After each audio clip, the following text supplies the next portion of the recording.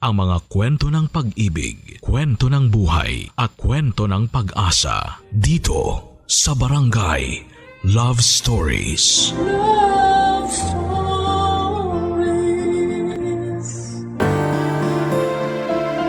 Kapag mahal mo ang isang tao ay lahat ay gagawin mo para sa kanya. Mas unahin mo na isipin yung taong mahal mo bago ang iyong sarili. Kahit na ilang beses ka pa niyang saktan ay okay lang. Papatawarin mo pa rin siya dahil mahal mo. Wala ka nang pakialam kung nagpapakatanga ka na lamang sa kanya ay ayos lang. Mas pipiliin mo pa rin na maging parte siya ng buhay mo dahil iniisip mo na sa kanya lamang ikaw sasaya. Minsan nga ay hindi mo na iisipin kung sino ang mas nagmamahal sa inyong dalawa. Kung ikaw ba o siya. Basta ang importante ay mahal mo siya at siya ang kaligayahan mo. Ngunit sapat na nga ba na mahal mo siya? Makakamit mo ba talaga ang saya na iniisip mo na pwede niyang ipadama sa iyo? Paano kung imbes na saya ang dala niya ay puro sakit at kalungkutan lamang ang mararamdaman mo? Kailan mo kaya masasabi na mali na pala ang nararamdaman mong pag-ibig? Kailan mo masasabi na tama na at suko ka na sa pagmamahal para sa kanya? Dear Papa Dudut, ako po si Kim, 27 years old at sumulat po ako para ibahagi ang aking kwentong pag-ibig. 2 taon na ang relasyon namin ni Wayne. Gaya ng ibang nasa relasyon ay sa una ay walang katulad ang saya. Pero habang tumatagal ang relasyon namin ay unti-unting nagbabago na ang lahat. Nawala na ang mga lambing at pag-aalaga niya sa akin noon.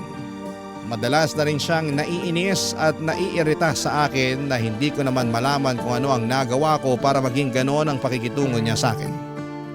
Pero iniintindi ko na lamang siya sa mga kinikilos niya. Hanggang isang araw ay nalaman ko na may ibang babae na pala ang boyfriend ko.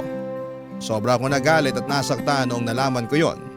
Hindi ko kasi akalain na magagawa niya ang mga liwa kaya nagdesisyon ako noon na makipaghiwalay sa kanya noong mga panahon na yon. Ilang linggo ko din siya na hindi kinausap at madalas na iniiwasan. Pero naging matyaga siya sa pagsuyo sa akin at nakita ko naman sa kanya na nagsisisi na talaga siya sa nagawa niya kaya pinatawad ko na rin siya. Lumipas pa ang 1 taon at naulit pa ang pambababae niya pero dahil sobrang mahal ko siya, paulit-ulit ko rin siyang pinatawad, Papa Dudut. Bukod nga sa pambababae niya ay marami pa kaming mga hindi pagkakaintindihan ng mga panahong yun.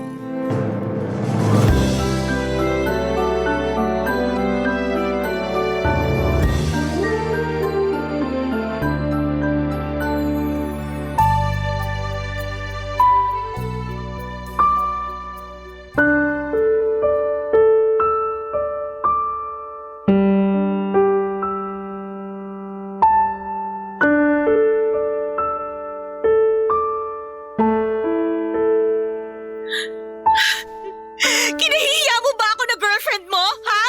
Ano? Sabihin mo! Hindi kita kinakahiya. Kung hindi mo ako kinakahiya, eh bakit hindi mo ako magawang ipakilala sa mga magulang mo at saka sa iba mo pang mga kaibigan? Hindi pa kasi ito yung tamang panahon. Alam mo naman nakakaiwalay lang namin ni Jane. Hindi pa to yung tamang panahon? 2 taon na tayo, Wayne! Hindi pa ba sapat yon, ha? Hindi ka ba pwedeng magkaroon ng girlfriend pagkatapos ni Jane? Hindi mo kasi ako naiintindihan eh. Wala ka sa lugar ko. Iniintindi naman kita eh. Sobrang iniintindi kita. Ang tagal na natin, pero parang patago pa rin tong relasyon natin. Ay, kung iniintindi mo talaga ako, hindi ka magkakaganyan. Hindi na natin to pagtatalunan pa. Gano'ng katagal pa ba ako mag-aantay, ha? Hindi mo ba alam kung ano yung epekto nun sa akin? Nawawala yung kumpiyansa ko sa sarili. Pakiramdam ko, hindi ako good enough para sa'yo, kaya hindi mo ako magawang ipakilala. Kaya ganito ako ka-paranoid eh. Kasi nga ang alam ng lahat, single ka. Natatakot ako na baka mawala ka sa akin. Ay, yan na naman. Umpisa na naman ang pagdadrama mo. Hindi ako nagdadrama. Sinasabi ko lang yung nararamdaman ko. Alam mo, nakakasawa na eh. Palagi na lang tayong ganito. Napunta na naman tayo sa ganitong usapan. Hindi ka ba nagsasawa ha? Hindi matatapos tong pag-aaway na to hanggang hindi mo ako pinakikinggan. Ano ba sa tingin mong ginagawa ko? Nakikinig naman ako sa'yo ngayon ah. Nakikinig ka nga pero hindi mo naman iniintindi. Kapag mag-open ako sa'yo, palagi ka nalang naiirita. Nagagalit ka kaagad. Paano hindi ako magagalit? Eh ito na naman yung pinag-aawayan natin. Ay, alam mo, tigilan na natin tong pag-uusap na to. Dapat pala hindi na ako pumunta dito. Kung ganito lang naman din. O sige, umalis ka. Ganyan ka naman eh. Palagi kang ganyan kapag nag-aaway tayo. Palagi ka nalang umaalis. Kaya hindi natin maayos yung problema kasi iniiwasan mo. Sabihin mo na yung gusto mo. Bahala ka na. Katamad na makipagtalo sa'yo. Diyan ka na. Alis na ako. May magagawa ba ako? Eh, alis ka naman kung kailan mo gustuhin. Kanya ka naman palagi. Kim, nakita ko si Oh, bakit umiiyak ka na naman? Ha? Hindi. Hindi ako umiiyak. Wag mo akong lokohin. Alam kong umiiyak ka. At si Wayne na naman ang dahilan ng pag-iyak mo, te. Ano na naman bang pinagawayan nyo ngayon? Tinatanong ko lang naman sa kanya kung kailan niya ako ipapakilala sa mga magulang niya eh. Tapos, Yun lang. Tapos, nagalit na siya. yung boyfriend mo. Hindi ko talaga magets yan kung bakit hindi ka niya magawang ipakilala. Mahal ka ba talaga ng boyfriend mo? Feeling ko hindi eh. Mahal naman ako noon. Eh kung mahal ka niya, ipapakilala ka niya sa mga magulang niya kasi proud siya na girlfriend ka niya. E anong petsa na? Ilang taon na rin kayo. Pero ano? Tago pa rin niyang relasyon niyo. Daig niyo pa mga teenager dyan sa bawal mag-boyfriend-girlfriend eh. Hindi ko talaga siya maintindihan. Dahil doon pakiramdam ko tuloy, ang pangit ko. Na hindi ako yung tipo na babaeng ipinapakilala sa mga magulang. Huwag mo ngang i-down yung sarili mo. Kasi sa totoo lang, wala sa iyo ang problema, nasa boyfriend mo. Hindi ko alam kung bakit hanggang ngayon hindi mo siya hinihiwalayan sa ginagawa niya sa iyo eh. Hindi ka na nga pinapakilala sa magulang, hindi na nga niya iniintindi yung mga nararamdaman mo. Ilang ulit ka pang niloloko. Ilang beses mo na ba siyang nahuli na may babae? Ay nako Kim, yan ba yung mahal ka? Ha? Wala eh. Mahal ko siya kaya lahat kakayanin ko para sa kanya. Umaasa ako na darating yung araw na magbabago din siya. Na ipagmamalaki din niya ako. Kailan kaya mangyayari yon? At mangyayari pa kaya yon? Hanggang kailan ka iiyak sa kanya? Hanggang kailan ka magpapatawad? Hanggang kailan ka magpapakatanga? Hanggang mahal ko siya. Hanggang kaya ko. Basta naniniwala ako. Mangyayari din yun. Hay, matanda ka na. Alam mo na dapat yung gagawin mo. Kahit anong payo ko naman sa'yo, hindi mo naman ginagawa eh. Bahala na. Papadudot bukod sa pambababae niya ay issue din sa relasyon namin ang hindi niya pagpapakilala sa akin sa magulang at iba pa niyang mga kaibigan. Sa una ay naiintindihan ko naman siya dahil bago maging kami ay nagkaroon siya ng girlfriend at tumagal sila ng 7 taon. Naging sobrang close daw kasi noong ex niya sa mga magulang niya. Kaya hindi pa niya ako maipakilala. Kaya tinis ko na lamang na parang patago ang relasyon namin. Pero habang tumatagal kami ay nagiging malaking issue na sa akin yon. Dahil sa walang masyadong nakakaalam na kami kaya maraming umaaligid na babae sa boyfriend ko. Hindi ko tuloy maiwasan na maparanoid at magselos na nagiging dahilan naman ng pagtatalo namin. Papadudot pero kahit na ganon ay pilit ko pa rin siyang iniintindi. Naghihintay pa rin ako ng panahon na magagawa na niya akong ipagmalaki at ipakilala sa lahat. Kahit na nasasaktan at nahihirapan ako sa sitwasyon namin, mahal na mahal ko pa rin si Wayne. Kaya lahat ay kaya kong tiisin kahit na may nagagawa siyang pagkakamali. Hinding-hindi ako magsasawa na patawarin siya dahil ayaw ko siyang mawala sa buhay ko.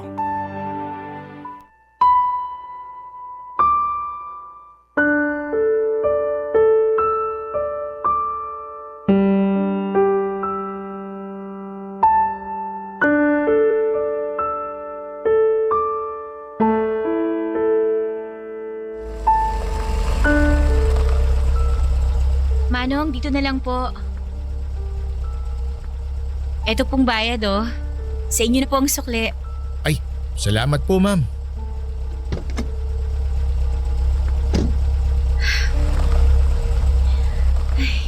Sana hindi pa umuwi si Wayne. Matawagan na nga. Oh, bakit naka-off ang cellphone niya?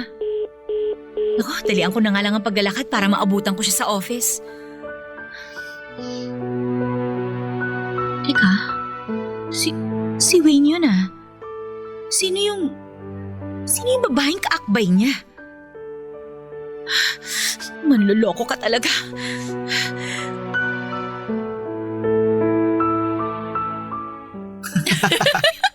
Ano ba? Ikaw talaga. Wayne! Walang yaka! Uy, Kim! Anong ginagawa mo dito? Kung hindi pa kita pinuntahan, hindi ko pa malalaman na may babae ka na naman! Hoy babae! Hindi mo ba alam na may girlfriend na siya? Ha? Malandigang babae ka! Ko! Uy, tama na! Ano ba?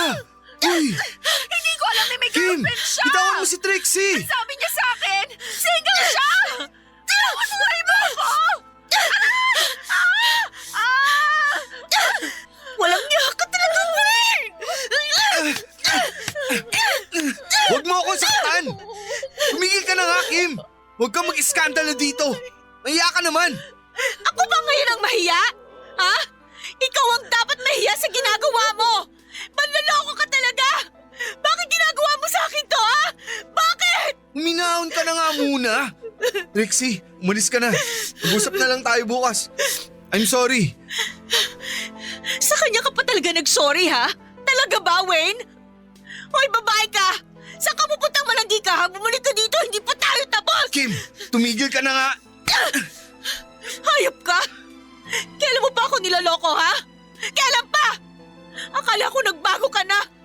Bakit ito na naman, Wayne? Nambababae ka na naman! Dahil sa'yo kaya ako nagkakaganito. Ako? Ako pa ang sinisisi mo ngayon sa kalandian mo? Kaya pala kakaiba na naman ang mga kinikilos mo eh. Kasi may pinagkakaabalahan ka na naman na ibang babae. Kaya pala ayaw mo ko ipakilala sa mga kaibigan o sa pamilya mo kasi ito yung gusto mong gawin. Hindi sa ganon. Nasasakal na kasi ako sa'yo. Ang dami mong gusto. Hindi ka marunong makontento. Ikaw ang hindi marunong makontento dahil naghahanap ka pa ng iba. Wait naman! Wala naman akong ibang gusto kundi mahalin mo lang ako ng totoo. Yung ako lang. Na sana magawa mo na akong ipagmalaki sa iba.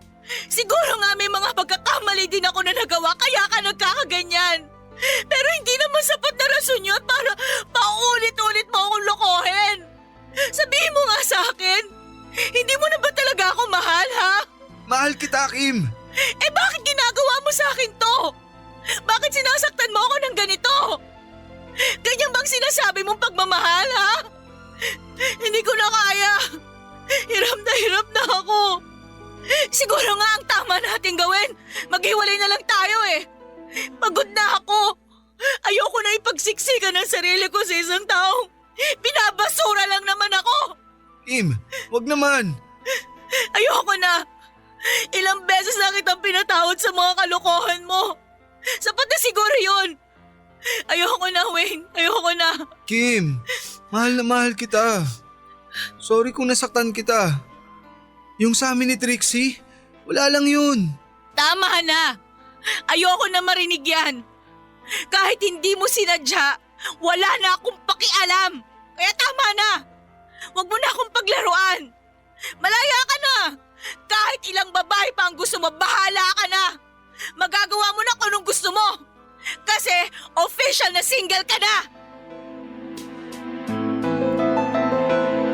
Papadudot nung nalaman ko na may ibang babae na naman si Wayne ay hindi ko na alam kung ano ang mararamdaman ko. Hindi ko na rin mapaliwanag yung sakit na nararamdaman ko na mga oras na yon. Paulit-ulit kong tinatanong ang sarili ko kung ano ba ang problema sa akin. Ano pa ba ang kulang at hindi ko nagagawa para maghanap pa ng ibang boyfriend ko? Lahat naman ng pag-iintindi, pag-aalaga at pagmamahal ay binigay ko na nga sa kanya. Pero hindi pa rin naging sapat yon. Alam ko naman na may mga pagkakamali din ako na nagagawa pero hindi naman sapat yon para lokohin at saktan niya ako ng ganon, Papa Dudut. Barangay Love Stories. Barangay Love Stories. Papa Dudut, akala ko na dahil sa nararamdaman kong pagmamahal sa kanya, hindi ako mapapagod na patawarin siya. Pero sobra na kasi ang ginagawa niya, durog na ang puso ko at pagkatao ko dahil sa ginagawa niya. Kaya kahit ayaw ko siyang mawala sa buhay ko, pero kailangan ko nang hiwalayan siya para naman sa ikabubuti ng sarili ko. Ilang araw at linggo mula nang mag-break kami ay nalaman ko na 2 buwan na pala akong buntis at si Wayne ang ama. Pero kahit na nalaman ko na nabuntis ako, hindi ko pa rin sinabi sa kanya dahil ayaw ko na babalikan ako dahil magkakaroon na lang kami ng anak. Kaya patuloy lang ako sa paglayo at pag-iwas sa kanya, Papa Dudut.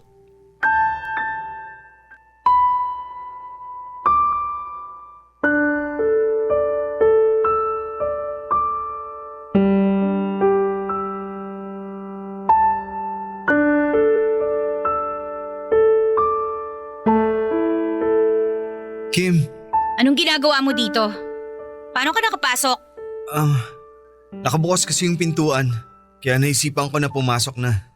Uli-uli, huwag kang papasok basta-basta. Bakit ka ba nandito? Kim, mag-usap naman tayo.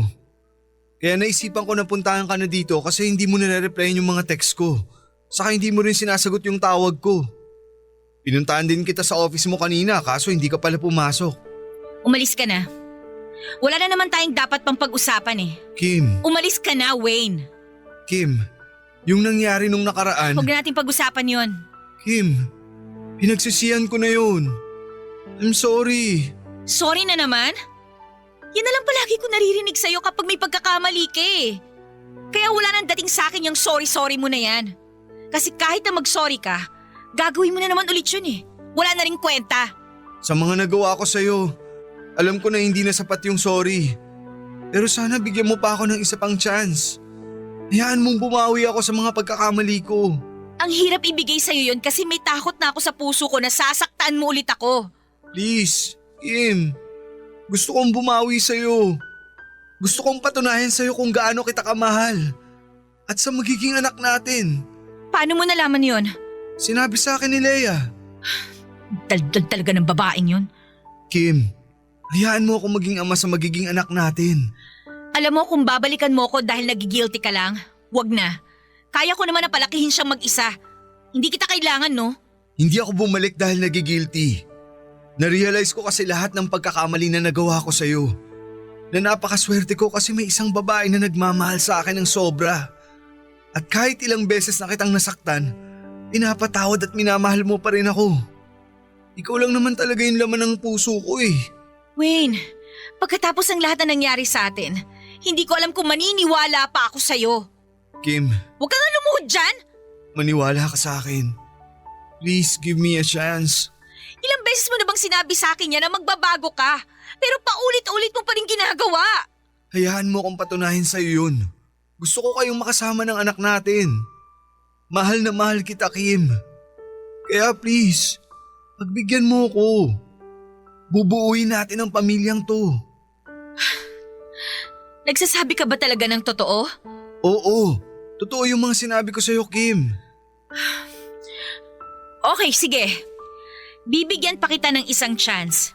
Alang-alang na rin sa magiging anak natin. Talaga? Salamat! Salamat, Kim! Hindi ka magsisisi.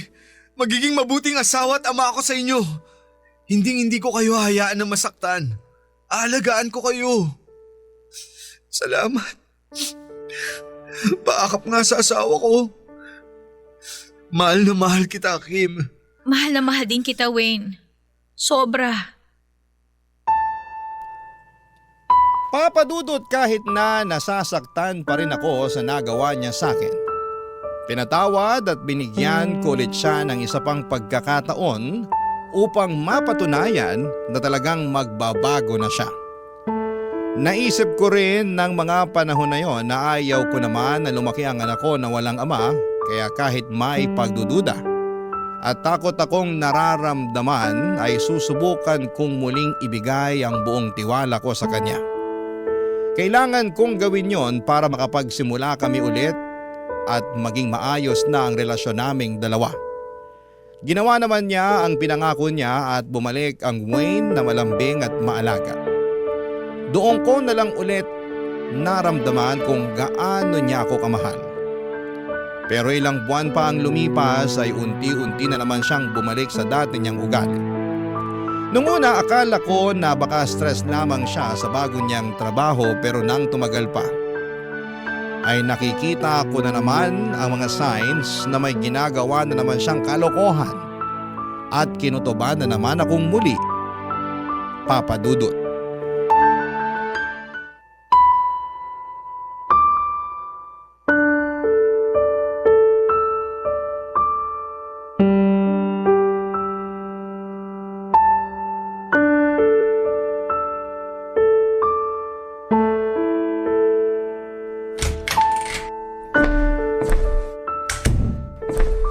Bakit ngayon ka lang? Oh, bakit gising ka pa? Masama sa'yo magpuyat. Hindi naman ako mapupuyat kung hindi ka uuwi ng madaling araw. Hindi mo naman ako kailangan antayin eh. Siyempre, nag-aalala ako sa'yo kapag hindi ka pa umuuwi. Bakit kasi ngayon ka lang? Kanina pang 5 p.m. ang out mo ah. Marami lang kasing ginagawa sa office kaya ngayon lang ako nakauwi. Maraming ginawa? Bakit amoy alak ka? Yan ba yung galing sa office, ha? Ay, bigla kasing nagaya si boss kaya napainom kami ng konti. Nakuha mo pang uminom at magpagabi. Alam mo naman na buntis ako at ako lang ang mag-isa rito sa bahay. Eh marami nga lang talaga kasing ginagawa sa office ngayon. Ganon ka ba ka-busy? Hindi mo man lang makuhang mag-text para kumustahin man lang ako o kung ano bang lagay ko dito? O kaya naman mag-text ka kung gagabihin ka man lang. Hindi yung ganito.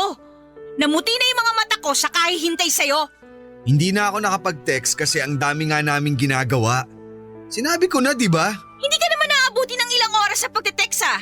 Hindi pa nga aabuti ng 2 minuto yon. Mag-aaway na naman ba tayo, ha? Pagod na ako, galing akong trabaho tapos ganito lang yung dadatan ko sa bahay. Ano ba namang buhay to? Bakit ka ba nagkakaganyan na naman? Bumalik ka na naman sa dati mong ugali. Akala mo hindi ko napapansin ha? Pero kakaiba yung mga kinikilos mo. Sigurado ka bang busy ka lang sa trabaho? O baka naman busy ka na naman sa pambababae? Busy ako sa trabaho, okay? Ano na naman bang problema mo, ha? Pinagdududahan mo na naman ba ako? Kung wala kang babae, kanino tong panyo na to, ha? Nakita ko to sa bulsa ng pantalon mo. Ha? Aba malay ko kung kanino yan. Baka sa'yo. Wayne, alam ko kung ano yung mga gamit ko. Kaya alam ko na wala akong panyong ganito. Kulay pink at may flower pa. Hindi ko nga alam kung kanino yan. Tamang hinaala ka na naman dyan eh. Ano yun? Magic? Bigla na lang napunta sa bulsa mo to? Ay, bahala ka kung ano mang gusto mong isipin. Basta hindi ko alam kung kanino yung panyo na yan. Saka uulitin ko, wala akong babae, okay?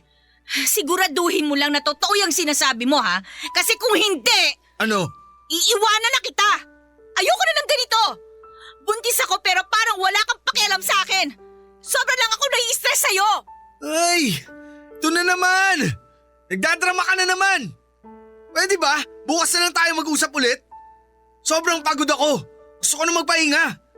Kung ayaw mo pa matulog, bahala ka. Pupunta na ako sa kwarto. Buisit! Hoy Wayne!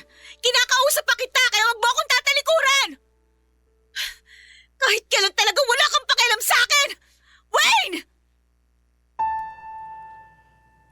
Papadudot kahit na tinatanggi niya na wala siyang iba pero iba ang kutob ko.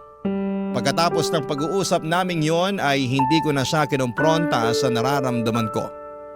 Pero nag-umpisa na lamang akong obserbahan ang lahat ng ginagawa niya. May mga nakikita din akong mga patunay na nambababae siya, gaya ng panyo sa bulsa ng pantalon niya. Mga marka ng lipstick sa damit niya. May nakita din akong hikaw sa loob ng bag niya. Katibayan na nambababae siya. Barangay Love Stories. Barangay Love Stories. Papadudot kinimkim ko lahat ng nalalaman ko. Kaya naman sobra akong na-stress ng mga panahon na yon. Pinipilit ko na lamang sa sarili ko na maging maayos dahil masama para sa dinadala kong batang ma-stress. Pero ibang klase talaga si Wayne, Papadudot. Ibang level ang kanyang pag-uugali. Sa hindi inaasahang pagkakataon ay nahuli ko na naman sa akto sa kanyang kalokohan.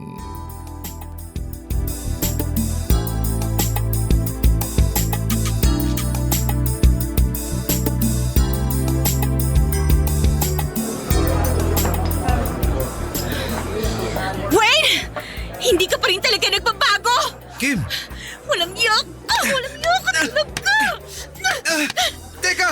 Paano mo? Paano ko nalaman, ha? Nakita ka ng kaibigan ko. Kaya pala madalas kang ginagabing umuwi kasi may babae ka na naman! Sa labas tayo mag-usap. Halika na! Aray ko, ano ba? Huwag mo nga akong Bilisan hatapin! mo na! Bakit nahihiya ka sa kasama mong babae, ha? Lumabas na tayo! Huwag kang mag-iskandalo dito! Bitiwan mo ako! Nasasaktan ako! Wayne, ano ba? Sinabing bitiwan mo ako eh! Bitiwan mo ako! Umuwi na tayo! Tama pala yung kutob ko! May babae ka na naman!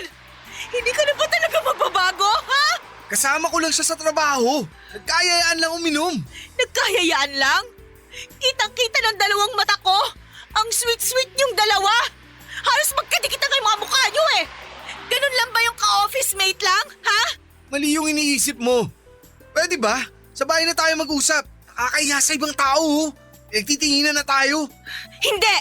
Mag-uusap tayo ngayon! Wait naman! Siguro nga tanga ako. Tanga ako sa'yo.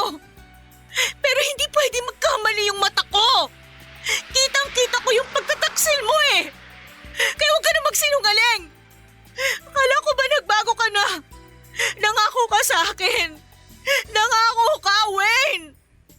Pero bakit ganito na naman? Hindi ka ba talaga marunong makontento? Hindi ba sapat yung pagmamahal at atensyon na binibigay ko? Ha? Hindi ba sapat sa'yo yon? Ginawa ko naman eh. Pero Pero ano, hindi mo kaya? Hindi mo kayang panindigan ng mga binibitiwan mong salita? Eh di sana hindi ka nalang nangako. Kasi umasa ako eh. Umasa ako na magbabago ka na. Na dahil sa magiging anak natin, makakaya mo magbago. Pero hindi pa rin pala eh. Mali ako. Sana maging totoo ka sa nararamdaman mo. Kung hindi mo na ako talaga mahal, sabihin mo. Kaysa yung ganito na paulit-ulit mo lang ako niloloko at sinasaktan. Siguro, tigilan na natin to. Tapusin na natin tong relasyon natin. Huwag ka mag-alala. Hindi ko ipagkakait sa'yo yung anak mo. Hindi ko na lang talaga kayang pakisamahan ka. Pagod na ako, Wayne. Pagod na ako. wag naman. Gusto mo ba lumaki yung anak mo na hindi buo yung pamilya niya? Ah, talaga? Sa'yo pa nang galing yan, ha? Gusto ko, Wayne. Gusto ko yon. Pero sa ginagawa mo, di mangyayari yun eh. Kaya nga pinatawad kita noon kasi gusto ko ng buong pamilya. Kaya hinayaan kitang bumalik sa buhay ko dahil sa leche mong pangako na magbabago ka na. Eh sana nga nagbago ka na. Sana bago ka lumandi, naisip mo yan. Pero oo nga pala, makasarili ka kasi eh. Gagawin mo lahat ng gusto mo. Wala kang pakialam kung makakasakit ka ng ibang tao. Sobra na. Ayoko na magpakatanga sa'yo. Ayoko na, Wayne. Tama na. I'm sorry. I'm so sorry, Kim. Umalis ka na sa bahay, ha? Ayoko nang makasama ka. Maghiwalay na tayo, Wayne. Sige na, malaya ka na. Kim, huwag mo naman gawin to. Huwag mo akong hawakan. Bitiwan mo ako, natitili ako sa'yo. Saan ka pupunta? Antayin mo ako. Huwag mo ako susundan.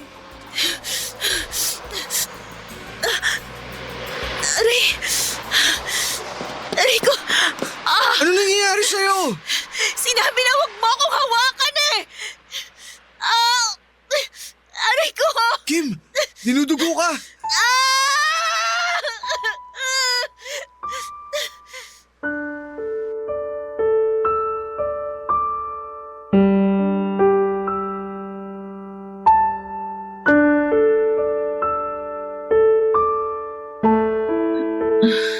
Buti nagising ka na.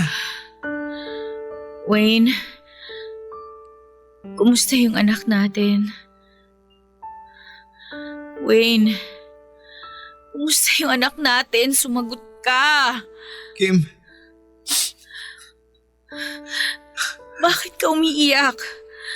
Ano bang nangyari? wala na siya. Nakunan ka. Ano?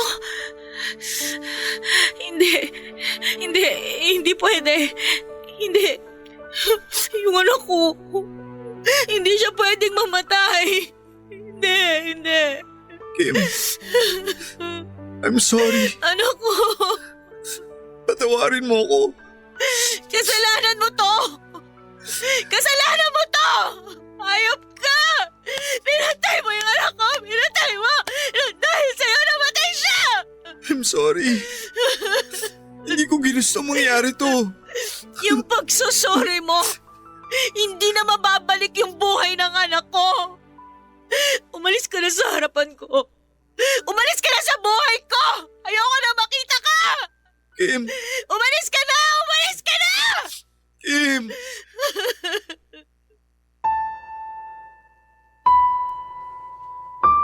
Papadudod sa pagkawala ng anak ko ay sobra akong nagsisisi na hinayaan ko pang bumalik si Wayne sa buhay ko. Hinayaan ko na lang sana siya noon. Hindi sana mamamatay ang anak ko. Ang pagmamahal ko para sa kanya ay napalitan ng matinding galit. Galit na kahit kailan ay hindi na mawawala sa puso ko. Ang sakit isipin, papadudot na kailangan pang may mawala para ma-realize ko na sobra na pala talaga ang pagiging tanga ko sa kanya. Pero gaano man ako magsisi sa mga desisyon ko noon, papadudot, ay hindi na noon kayang ibalik ang buhay ng anak ko.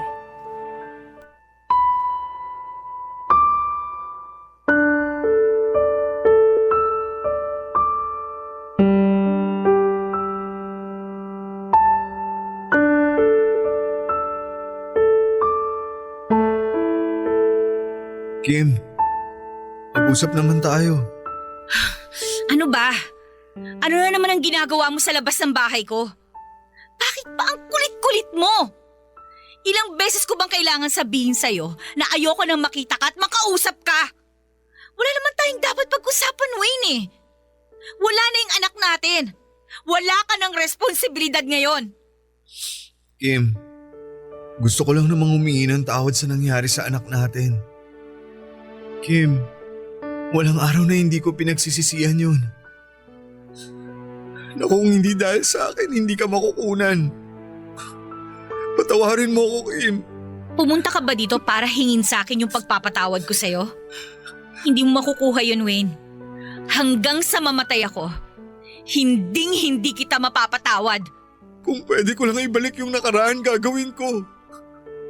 Sobra ako nagsisisi. Kahit ako, gusto kong ibalik yung nakaraan. Kung pwede nga lang sana, hindi ko na hinayaan na bumalik ka sa buhay ko eh. Eh di sana hanggang ngayon, buhay pa rin siya. Yung mga pambababae mo, yung sakit na naramdaman ko noon, hindi matutumbasan yung sakit na nararamdaman ko ngayon nung mawala ang anak ko. Walang araw na hindi ko rin sinisisi ang sarili ko. Kasi dahil din sa akin kung bakit siya namatay. Patawarin mo ako. Hindi ko ginusto yun. Hindi. Kahit gaano ka pa magsisi ngayon, hindi na mababalik ang buhay ng anak ko. Hindi na, Wayne. Kaya sana, huwag ka na magpakita sa akin. Kasi sa tuwing nakikita kita, naaalala ko lang ang lahat eh. Kim, hindi ko kayang mawala ka sa buhay ko. Mahal na mahal kita. Hindi mo ako mahal. Hindi mo ako talaga mahal dahil sarili mo lang ang mahal mo. Kaya hindi ka pwedeng maging ama kasi makasarili ka. Tsaka kaya mo namang wala ako sa buhay mo eh. Kasi kung hindi, hindi ka naman mambababae. Umalis ka na. Huwag ka na magpakita pa sa akin kahit na kailan. Kim, Bitiwan mo kamay ko! babawi ako sa lahat. Hayaan mo akong... Gago ka ba? Wala ka ng pag-asa. Hindi ka na magbabago. Gising na ako, Wayne. Mahal mo pa rin naman ako, di ba? Kaya please... Shut up! Sa pagkawala ng anak ko, damay na doon kung ano man yung natitira kong pagmamahal sa'yo. Kung meron ka pang lugar sa puso ko, galit! Galit na lang! Kim, patawarin mo ako. Hindi ko kayang wala ka. Mahal na mahal kita. Wala na akong pakialam kung mahal mo ko o hindi. Wala ka ng lugar sa buhay ko. Binigay ko ang buong buhay ko sa'yo. Sinira ko ang pagkatao ko. Nagpakatanga ako. Kasi baka sakaling magbago ka pa. Pero hayop ka nung ginanti mo.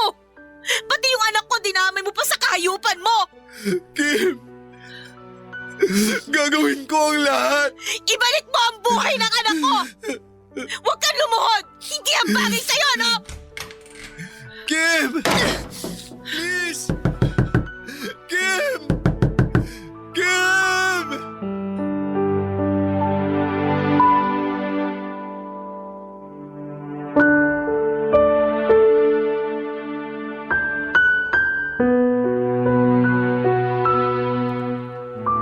Papadudod simula nang mamatay ang anak ko ay namatay na rin ang pagmamahal ko kay Wayne.